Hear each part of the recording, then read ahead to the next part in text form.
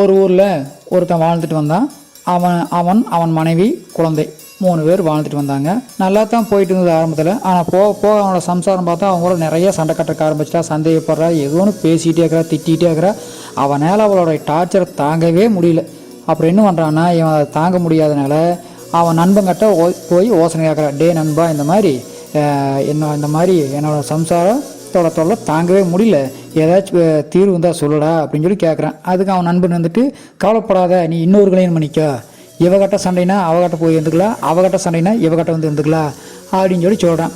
அப்போ இவன் கேட்குறான், இது எப்படா சாத்தி அப்படின்னு. நான் அப்படித்தானே 2 கல்யாணம் பண்ணிக்கிறேன், நான் நல்லா இருக்கிறேன், நீ அதே மாதிரி பண்ணு அப்படின்னு சொல்லி சொல்கிறான். சரி, ரொம்ப நல்ல ஐடியா இருக்குன்னு சொல்லி போட்டு இவனும் என்ன பண்ணுறான், அந்த சம்சாரத்துக்கு தெரியாமல் 2வது கல்யாணம் பண்ணிக்கிறான்.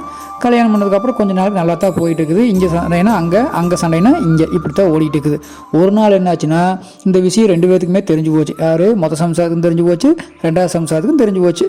அப்போது ஃபஸ்ட்டு சம்சாரத்துக்கு வீட்டுக்கு போகிறப்போ அவள் ஓட்டு வெளுக்க சண்டை கட்ட என்ன பண்ணுறா, சரி போக கலந்துட்டு வந்துட்டு 2வது சம்சாரத்து வீட்டுக்கு போய் தப்பிச்சுக்கலான்னு சொல்லி போனால், நிம்மதியாக்கலான்ட்டு போனால், அவளுக்கு விஷயம் தெரிஞ்சு போச்சு. ஏன்டா உனக்கு ஏற்கனவே சம்சாரமாக சொல்லின்னு சொல்லி போட்டு இவளும் போட்டு சாத்துறா, திட்டுறான். இவன் என்ன பண்ணுறதே தெரியாமல் அந்த ஊரை விட்டு, இப்படி ஆகிப்போச்சு அப்படின்னு சொல்லி அந்த ஊரை விட்டே போகலான்னு சொல்லி போட்டு முடிவு பண்ணிட்டு அந்த ஊரோட எல்லையில் போகிறப்போ ஒரு பெரிய பாலடைஞ்ச ஒரு கட்டடம் ஒன்று இருக்குது.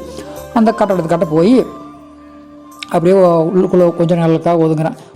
அப்படியே அந்த தூணில் சாஞ்சு உட்காந்துக்கிறேன். அப்படியே தூக்கம் வந்துருச்சு. அப்படியே படுத்துக்கிறேன். நல்லா தூங்கிட்டு சாயங்காலம் ஆகிப்போச்சு. எந்திரிச்சு பார்க்குறப்ப எதுக்காக ஒரு உருவம் படுத்துக்கு. எவன்டா அவனுக்கு கண்ணை தொலைச்சிட்டு பார்த்தா இவனுடைய நண்பன், இவனுக்கு ஐடியா சொன்னான் பாரு நண்பன், அவன் படுத்துக்கிறான். டேய், நீங்களா இங்கே படுத்துக்கிறீங்கடி, இந்த மாதிரிடா நானும் உன்னை மாதிரி தான் 2 கல்யாணம் பண்ணு சொன்னலையா, ஒரு சம்சாரத்துக்கிட்ட பிரச்சனை ஆகி போச்சு, 2வது சம்சாரத்துக்கிட்டையும் பிரச்சனை ஆகி போச்சு, அதுதான் இங்கே வந்து படுத்துருந்தேன். தினசரி நான் இங்கே தாண்டா படுத்துட்டு இருக்கிறேன், நீ தாண்டா இன்னைக்கு இங்கே புதுசு அப்படின்னு சொல்லி அவன் சொல்கிறான்.